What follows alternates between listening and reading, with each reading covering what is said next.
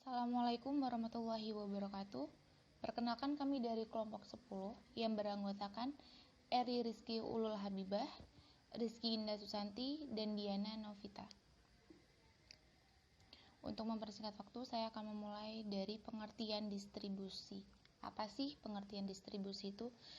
Menurut Oentoro, distribusi adalah kegiatan pemasaran yang berusaha memperlancar dan mempermudah penyampaian barang dari produsen sampai ke tangan konsumen sehingga penggunaannya sesuai dengan jenis, jumlah, harga, tempat, dan waktu yang dibutuhkan. Selanjutnya yaitu ada faktor-faktor yang mempengaruhi kegiatan distribusi. Ada dua faktor, yang pertama yaitu faktor pasar. Faktor pasar, saluran distribusi akan dipengaruhi oleh adanya pola pembelian konsumen, yaitu jumlah konsumen, letak geografis konsumen, jumlah pesanan produk, dan kebiasaan dalam pembelian produk tersebut. Faktor yang kedua yaitu ada faktor barang. Dalam faktor barang, akan ada pertimbangan dari segi produk yang berkaitan dengan nilai unit, besar dan beratnya produk, mudah rusaknya produk, standar produk, hingga pengemasan produk. Selanjutnya yaitu ada faktor yang mempengaruhi kegiatan distribusi. Yang pertama yaitu adalah faktor perusahaan. Akan ada pertimbangan dalam berkaitan dengan sumber dana, pengalaman, dan kemampuan manajemen, pengawasan, serta pelayanan yang diberikan. Yang kedua ada faktor kebiasaan dalam pembelian. Faktor kebiasaan dalam pembelian ini akan ada pertimbangan yang diperlukan berupa kegunaan perantara, sikap perantara terhadap kebijakan produsen, volume penjualan, hingga ongkos kirim barang. Assalamualaikum warahmatullahi wabarakatuh.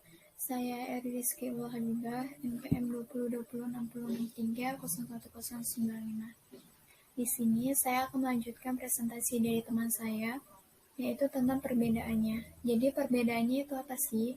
Perbedaan dari ketiga distribusi tadi yaitu kalau distribusi intensif skalanya besar dan menghasilkan lebih banyak penjualan yang pada akhirnya meningkatkan pendapatan. Sedangkan distribusi selektif memungkinkan perusahaan untuk memiliki gerai yang sesuai menurut lokasi yang berbeda. Dan distribusi eksklusif berbeda dengan dua jenis distribusi sebelumnya. Jenis strategi distribusi ini populer di kalangan perusahaan yang ingin menciptakan citra dan merek yang bergengsi. Selanjutnya ada kelebihan distribusi intensif. Yang pertama, ada meningkatkan penjualan. Maksudnya, semakin banyak bidang yang Anda cakup, maka semakin banyak pula pendapatan yang dapat Anda hasilkan. Yang kedua, ada pengenalan produk, yaitu perbaikan pengenalan produk dapat menjadi keuntungan paling penting dari distribusi intensif. Selain itu, pelanggan mulai akan menghubungkan iklan cetak dan iklan digital dengan produk yang mereka lihat secara teratur di toko. Misalnya seperti minuman ringan, kalian dapat menemukan kaleng minuman kemanapun kalian pergi, baik di supermarket, pom bensin, toko obat, atau tempat lainnya. Dengan disebarnya produk yang mudah ditemukan, maka akan semakin mudah untuk dikenali. Selanjutnya ada kelemahan distribusi intensif. Jadi, ini cukup jelas, meningkatkan pengenalan produk bisa jadi mahal, terutama jika perusahaan ingin produk manufaktur mereka ada di setiap toko, jadi harganya dapat bervariasi, tergantung pada lokasi pengecer yang merupakan faktor penting untuk dipertimbangkan jika Anda ingin perusahaan Anda melakukannya. Selanjutnya ada kelebihan distribusi selektif. Yang pertama itu ada cakupan pasar optimal. Distribusi selektif memungkinkan perusahaan memperoleh cakupan pasar yang optimal, yang juga pada harga yang relatif lebih rendah.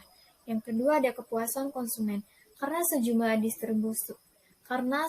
distributor dipilih sendiri oleh perusahaan, Konsumen mungkin untuk mendapatkan keuntungan yang lebih baik dalam kualitas pelayanan dan produk, produsen juga memiliki kontrol yang lebih baik dalam hal bagaimana produk ditangani oleh distributor. Selanjutnya ada kelemahan distribusi selektif. Kelemahannya itu akan sulit meningkatkan tingkat penetrasi pasar karena produk yang dijual melalui distribusi pilihan tidak tersedia di semua tempat. Tapi tentu saja itu tergantung pada tujuan organisasi.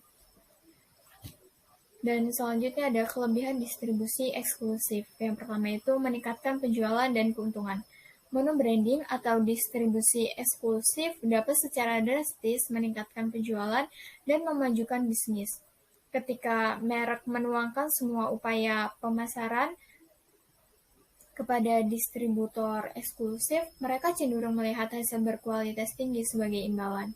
Yang kedua, ada menarik banyak perhatian. Produk khusus dapat diprioritaskan karena distributor atau distributor terbatas. Karena hal ini, beberapa distributor dapat menyoroti produk eksklusif di iklan toko dan koran. Orang lain bisa mendistribusikan majalah kupon. Selanjutnya, ada kelemahan distribusi eksklusif. Jika merek Anda masih sedikit berkembang, maka Anda akan kesulitan untuk memposisikan bisnis Anda di pasar tanpa bergantung pada distribusi eksklusif. Contoh kasus distribusi. Banyak perusahaan telah menerapkan distribusi intensif, termasuk beberapa produk yang paling populer berikut: Pepsi, pasta gigi, coklat Hershey, Doritos, rokok Marlboro, sabun, dan lain-lain.